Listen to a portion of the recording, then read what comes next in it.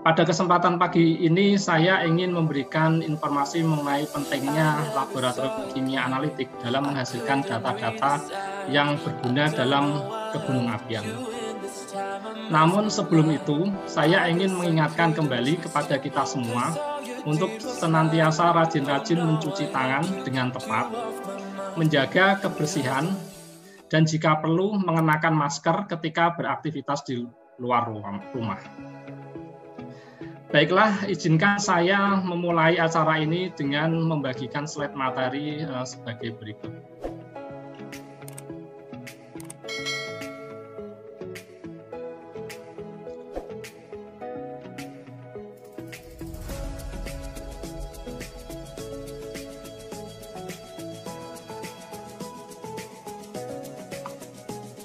Kita mulai dari ungkapan ini. Tanpa pengukuran tidak ada data, tanpa data tidak ada informasi, tanpa informasi tidak ada pengelolaan, dan tanpa pengelolaan tidak ada kebijakan. Begitulah ungkapan yang menyatakan betapa pentingnya pengukuran dalam pembuatan suatu kebijakan. Terlebih lagi di dalam mitigasi gunung api. Disinilah peran laboratorium kimia analitik sangat penting dalam menyediakan data-data kimia gunung api yang valid, yang akurat. Bagaimana data-data tersebut didapatkan? Dalam presentasi ini kami akan mengulas secara singkat.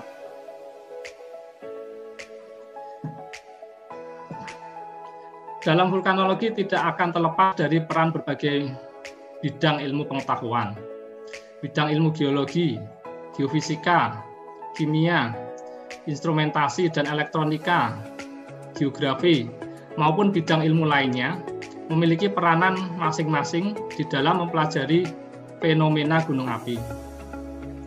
Data-data pengukuran dari masing-masing bidang ilmu tersebut sangat diperlukan dalam upaya pengamatan aktivitas suatu gunung api. Salah satunya adalah data-data kimia. Kimia memiliki peran dalam menyediakan informasi mengenai perilaku dan karakter suatu unsur maupun senyawa yang terlibat di dalam pembentukan magma dan perjalanannya menuju ke permukaan bumi, hingga pengaruhnya terhadap lingkungan yang ada di sekitarnya. Untuk mendapatkan informasi tersebut, tentunya diperlukan data-data pengukuran atau analisis kimia dari berbagai manifestasi vulkanik yang ada di sekitar gunung api, baik itu yang berupa gas, cairan, batuan, ataupun abu.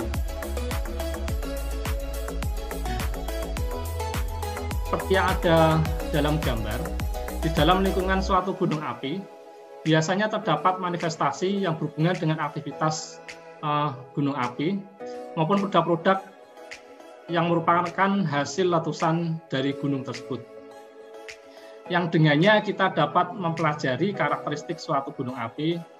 Misalkan saja ada tempat keluarnya gas yang disebut fumarol atau sulfatara. Kemudian di sisi lain dari gunung api itu mungkin bisa kita temukan mata air panas yang seringkali oleh orang-orang masyarakat sekitar dimanfaatkan untuk rekreasi, untuk pemandian air panas, ataupun mungkin lava yang keluar dari tubuh gunung api yang kemudian mengeras menjadi batu, ataupun abu vulkanik yang keluar ketika letusan gunung api. Sampel-sampel tersebut, baik itu sampel gas dari fumarol atau mungkin dari sampel batuan dari lava atau mungkin dari abu maupun sampel-sampel mata air panas, itu dibawa ke laboratorium untuk analisis guna menghasilkan data-data yang bermanfaat dalam upaya menyingkap tabir misteri gunung berapi. Nah, dalam laboratorium pengujian kimia sendiri terdapat suatu proses dalam menghasilkan suatu data yang dapat diterima, yang valid secara saintifik. Mulai dari pengambilan sampel, sampel diambil dari lingkungan gunung api, itu memerlukan suatu metode atau mungkin cara-cara tersendiri, kemudian sampel itu dibawa ke laboratorium untuk dilakukan preparasi, dan setelah preparasi kemudian dianalisis, dan kemudian sampai menghasilkan data hasil analisis kimia. Tentu saja memerlukan suatu tahapan atau mungkin metode di dalam proses tersebut. Misalkan dengan pertama kali kita harus menseleksi metode dan memastikan hasil yang didapat tersebut valid, kemudian kita harus menghitung pula estimasi ketidakpastian dari pengukuran, di mana seberapa besar toleransi dari kesalahan yang dihasilkan dari suatu pengukuran hingga menghasilkan suatu laporan hasil. Yang semua itu tujuannya untuk mendapatkan informasi untuk pengamatan ataupun monitoring gunung api. Nah, lalu untuk mendapatkan data hasil analisis yang valid tersebut, apa saja yang diperlukan oleh suatu laboratorium? Tentu saja laboratorium pengujian harus memiliki panduan berlaboratorium yang baik, suatu metode yang tepat, yang mungkin sudah standar, metode standar pengujian laboratorium. Seperti yang kita ketahui di dunia industri maupun di dunia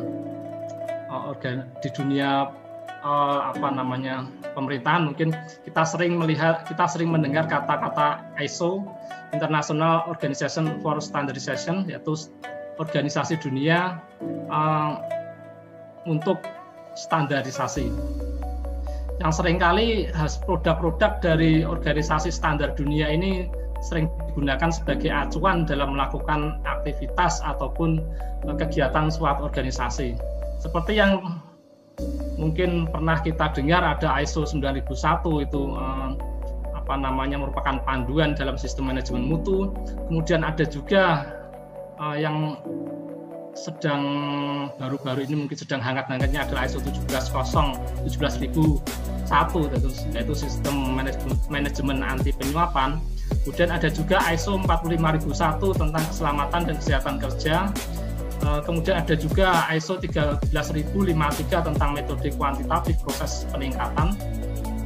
Dan ada juga metode ataupun standar internasional mengenai laboratorium, yaitu dalam hal ini ISO 17025 mengenai persyaratan umum laboratorium pengujian dan kalibrasi.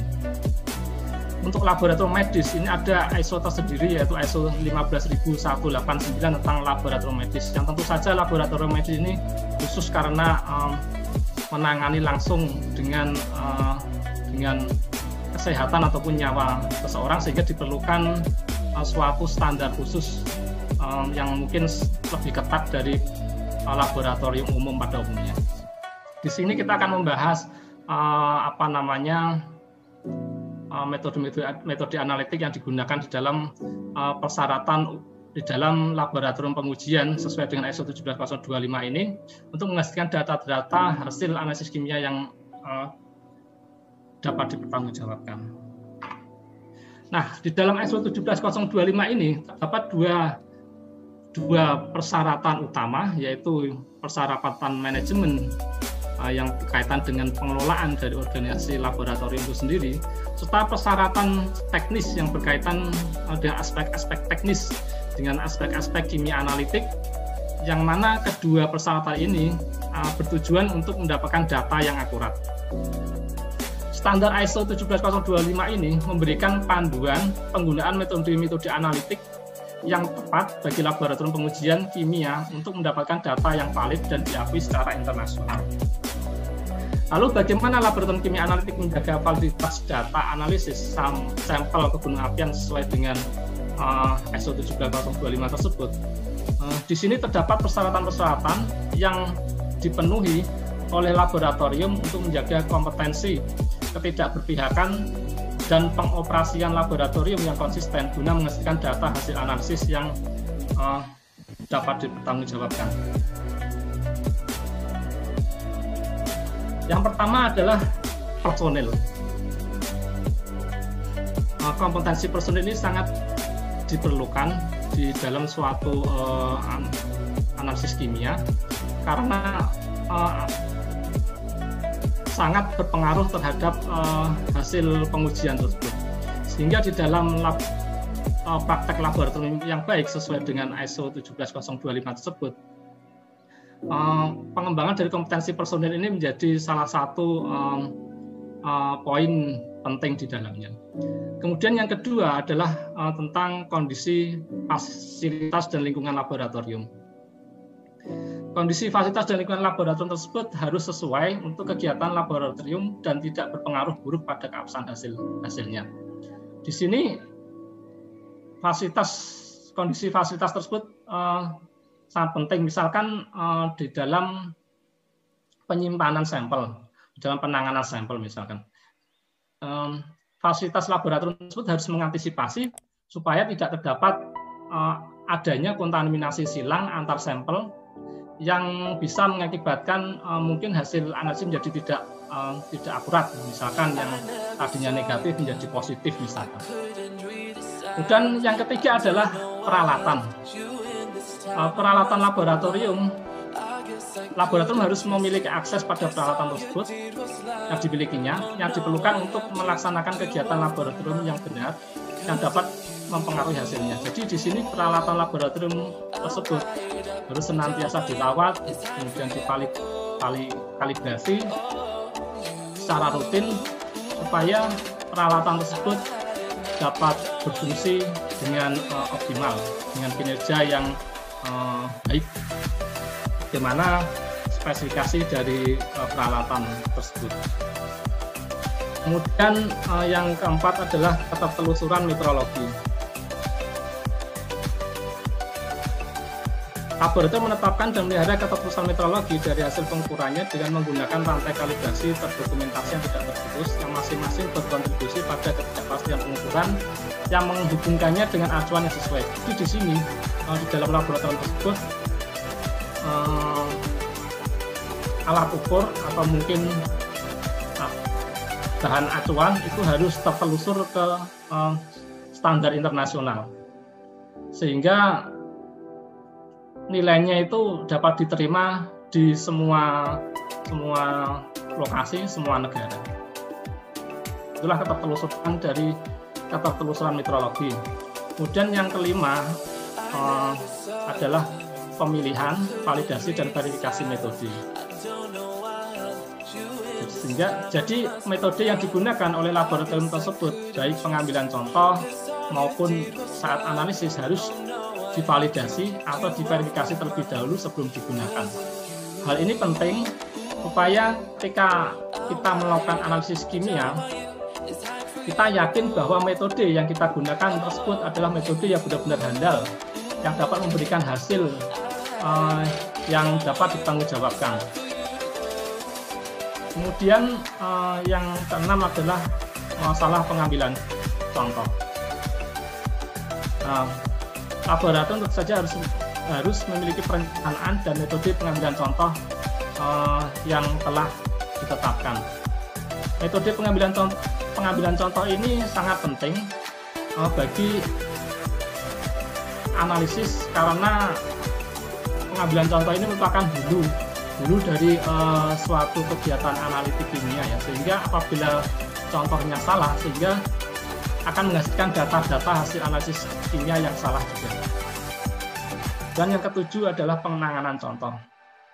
Tentu saja setelah pengambilan contoh, penanganan contoh dari kita mengambil sampel hingga sampel itu sampai di laboratorium, kemudian sampel itu mau dianalisis, harus tepat sesuai dengan karakteristik dari sampel tersebut.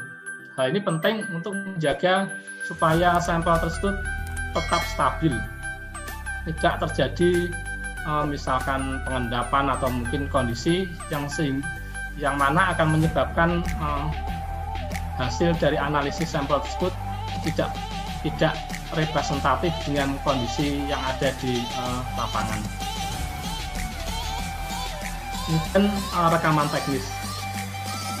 Di laboratorium, rekaman teknis ini penting dan harus dipelihara untuk menjaga ketertelusuran hasil pengujian kimia.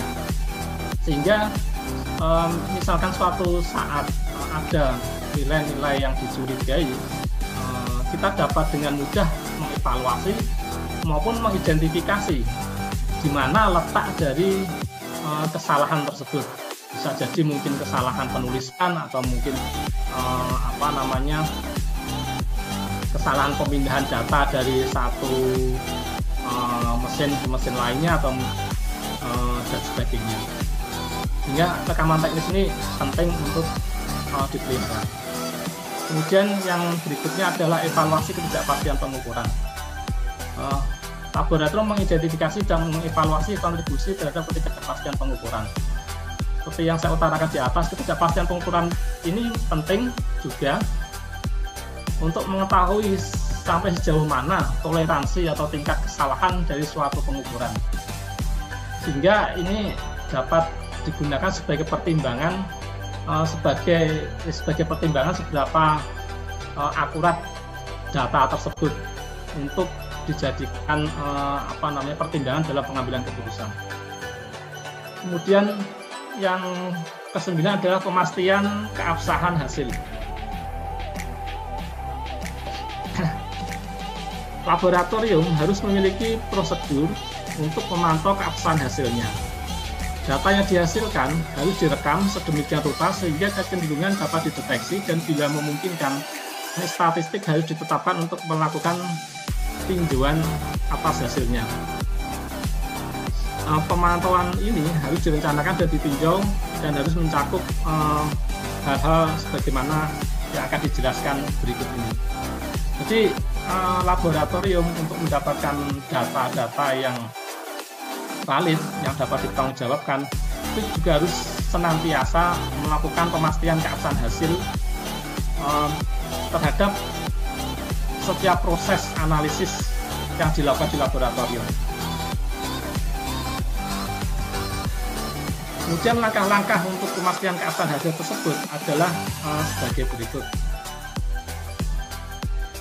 Yang pertama adalah dengan menggunakan bahan acuan atau bahan kendali mutu. Bahan acuan ini merupakan suatu bahan yang sudah diketahui konsentrasinya dan komposisinya dan tertelusur ke satuan standar internasional. Bahan acuan ini digunakan sebagai bahan pembanding untuk menganalisis sampel yang kita dapatkan dari lapangan. Sehingga ketertelusuran bahan acuan ini ke sistem standar internasional menjadi suatu faktor yang sangat penting dalam menjamin keabsahan hasil pengujian kimia.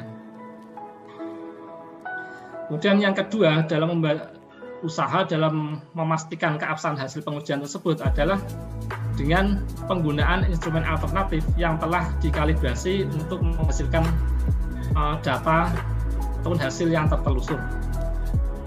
Misalkan ketika laboratorium menganalisis sampel dengan menggunakan instrumen A, mungkin dapat untuk memastikan hasilnya dapat dilakukan juga analisis dengan menggunakan instrumen yang lain, yang tentu saja instrumen tersebut dalam kondisi yang baik dan sudah terkalibrasi, sehingga hasilnya dapat dibandingkan dan dapat meningkatkan kepercayaan ataupun lebih meyakinkan kepada kita tentang hasil dari analisis tersebut. Kemudian cara yang ketiga adalah dengan pemeriksaan fungsional alat ukur dan penguji alat uji. Itu alat ukur ataupun alat uji sebelum digunakan wajib dilakukan uji kinerja, dan selain itu juga peralatan-peralatan laboratorium tersebut, peralatan alat ukur tentunya dengan alat uji tersebut harus dilakukan perawatan rutin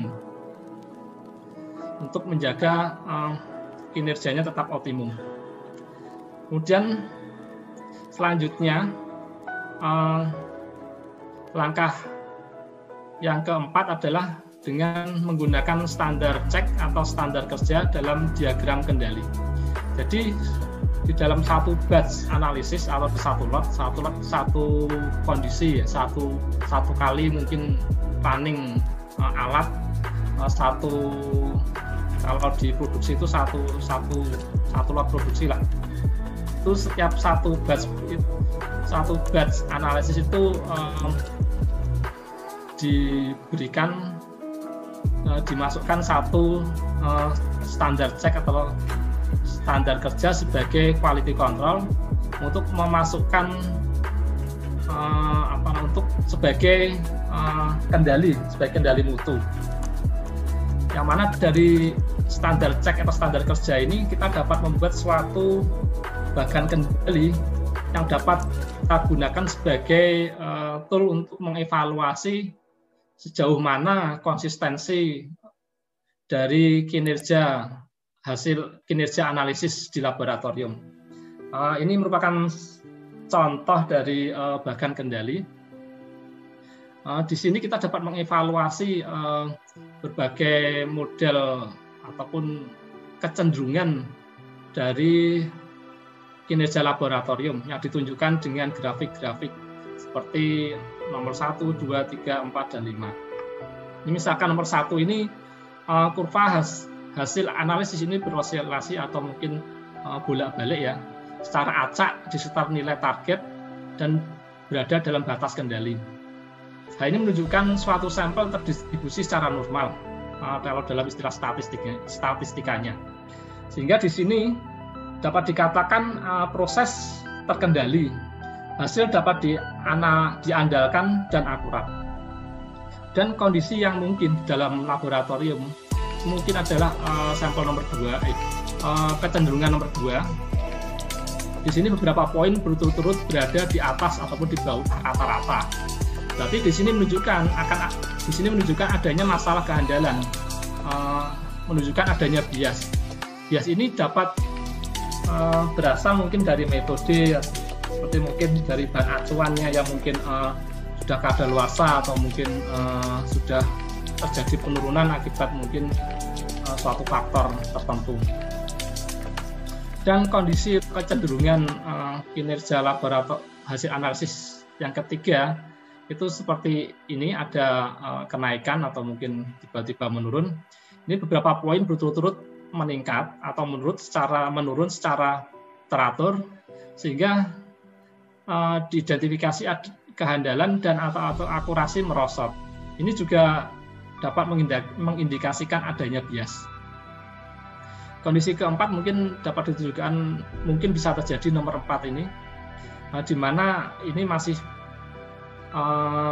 berada dalam batas kontrol tapi mendekati keluar batas, sehingga hati-hati dengan kondisi yang seperti ini.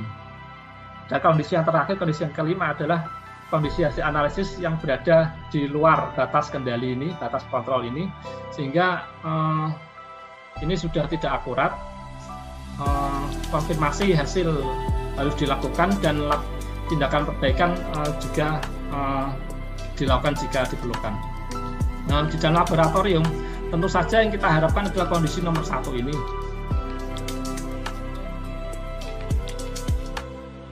Itu tadi adalah fungsi bagan kendali dalam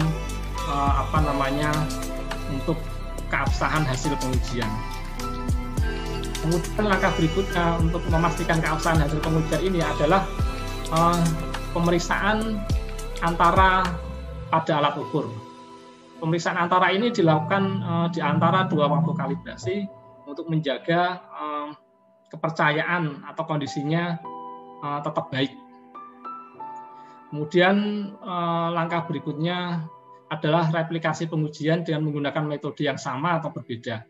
Ini berarti pengujian atau pengukuran di dalam laboratorium dilakukan secara duplo. Dengan dilakukannya secara duplo tersebut, kita dapat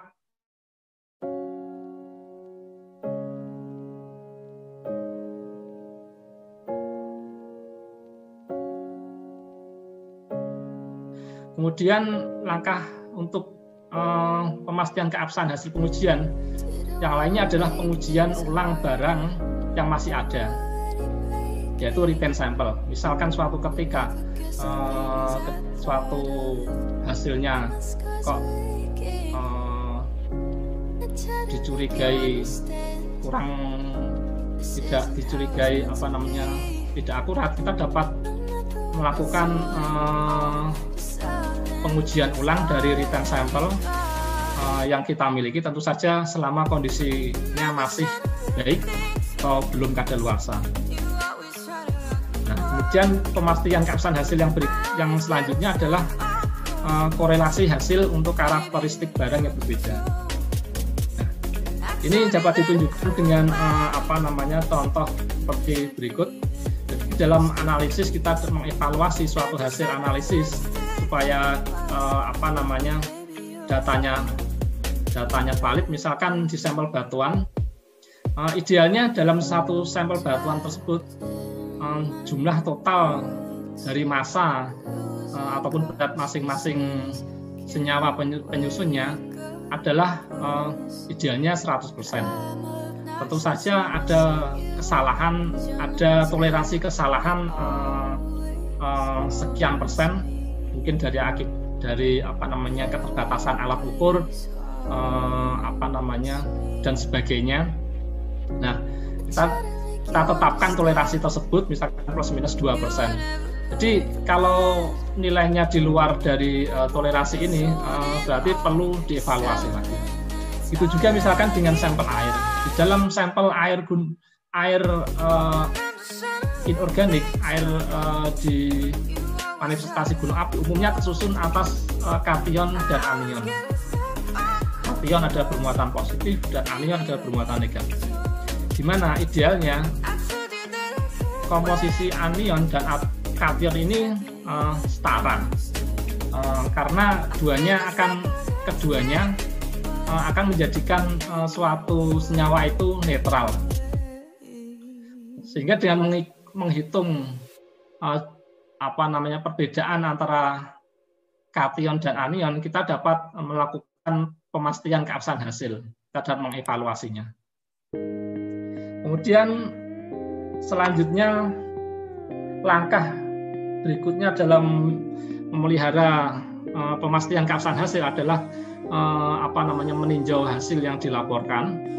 Kemudian yang terakhir adalah selanjutnya adalah perbandingan intralaboratorium, yaitu uji banding di dalam laboratorium itu sendiri untuk mengevaluasi pengukuran atau pengujian, misalkan dengan mungkin beda analis atau mungkin beda alat dan sebagainya.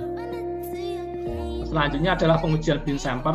Bin sampel ini merupakan sampel yang sudah diketahui komposisinya dan kadarnya yang diperlakukan sebagai sampel biasa, sampel yang anon yang belum diketahui konsentrasinya, yang kemudian disisipkan di dalam batch analisis sampel untuk mengetahui akurasi dari pengukuran laboratorium tersebut. Dan yang terakhir adalah partisipasi laboratorium di dalam uji banding atau uji profisiensi untuk mengetahui secara independen kinerja laboratorium kita.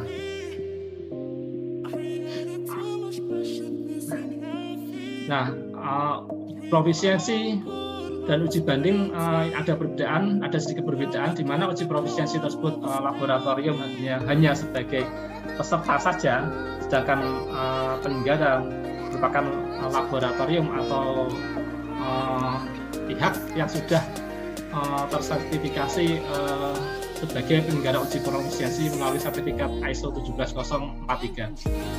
Sedangkan uji banding ini laboratorium mengorganisasikan, melaksanakan dan mengevaluasi pengukuran atau pengujian pada barang pada sampel dengan kondisi yang telah ditetapkan. Jadi uji banding ini laboratorium menyelenggarakan sendiri, kemudian dengan laboratorium lain untuk berkolaborasi. Nah, uji profisiensi atau uji banding ini dilakukan secara periodik oleh laboratorium. Nah, demikianlah